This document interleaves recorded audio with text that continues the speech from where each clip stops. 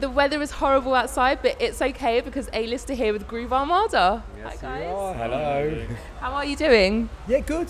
Good. You know, it's a bit cold and wet, but we're in a tent tonight, so that's all good. So no problems for us, really. Yeah. I'm really looking forward to it. Can't go wrong with that. How is you enjoying the Isle of Wight experience so far?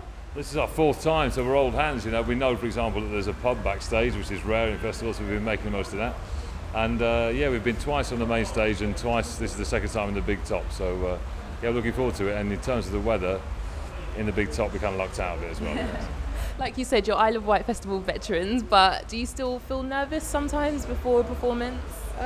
Yeah, I mean, probably more so when we were gigging with a band, because there's just a lot more stuff that can go wrong with a band. You know, like now if we make a mistake, it's either his fault or my fault. So it's a bit easier now. I think we just have a lot of trust in each other. So no, I think we're confident in what we do. I think it's that first moment when you step on stage, you kind of take in like the audience and the vibe, and that's probably the first moment. Once you're in, and you're just doing your thing. So no, we'll be okay. Should be good tonight. What is it about festivals in particular that feels so special compared to just, regular performances or tours? There's an intensity about it which you don't get when people are going home from a nightclub. You know, you're in here for most people here, they're in it for the weekend. They've committed a lot of energy to do this thing, and you feel that on the dance floor. You know, it's got an intensity which you just don't get elsewhere.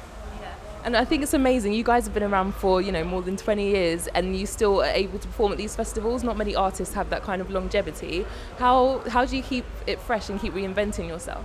I mean, I think in a sense that, I think the festival thing, it really works for us in a sense. I think having a kind of, people having like a personality and something that people kind of believe in a sense, it kind of works well for us in that sense. So we get, you get it from sort of the general energy from being in the crowd, and it's I don't know how we keep doing it. I guess you just feed off it and a sort of love of music and what's going on now. And I guess we believe in there's something sort of core about what we do that hasn't really changed over the years. So yeah, we'll just keep doing it in a slightly different way. Yeah. And you're 7 albums in, I believe now. So, and the last one was released in 2010.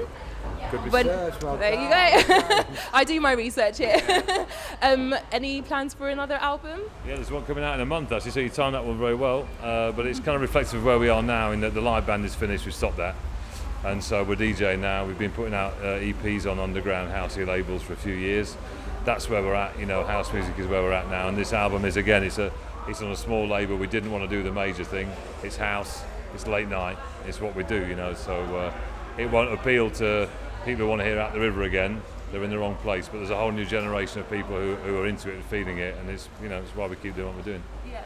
I was speaking to Sharon Court earlier, and she was saying that she, as a for her as an artist that plays her own instruments and everything and produces her own music, she's bored of what's in the charts at the moment. How do you guys feel about the current music situation? I think it's sort of chart music doesn't massively excite me, but I think the music scene generally, really broadly, is really healthy. I think the British music scene especially is great. And certainly from a DJ's perspective, I'm never short of music that I love playing. So I'm not down on it at all. I mean, I probably wouldn't listen to Capital FM most mornings if I could choose. But basically, I think the scene's really healthy at the moment. I think it's really good. I think it's about as good as I can remember it. So yeah. And a lot of people always talk about festival tips for women and fashion tips and everything. What would you say are your festival top tips?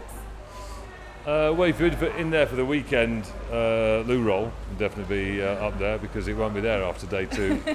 And yeah, I think basically, if you've got a few quid in your pocket, you've got some loo roll and you've got a toothbrush, then everything else is a bonus. Just keep it very simple. Yeah, probably don't try and change clothes at all. I reckon just keep it very simple. Get a really good outfit and stick with it. It's got to be the best outfit then. You're wearing it for 3 days. Yeah. And who else, aside from yourselves, of course, you're looking forward to your own performance. Who else are you looking forward to seeing? I was really looking forward to seeing Black Keys, but it's just really wet, so we didn't go. I know it's poor. But there's loads of great stuff. I mean, Prodigy are amazing, so we'll probably pop over and have a look at that. And then it's just all about us, isn't it? It's all about you. There's nothing wrong with that. Now go and get ready for your performance. Thanks for talking to me. Cheers. Cheers.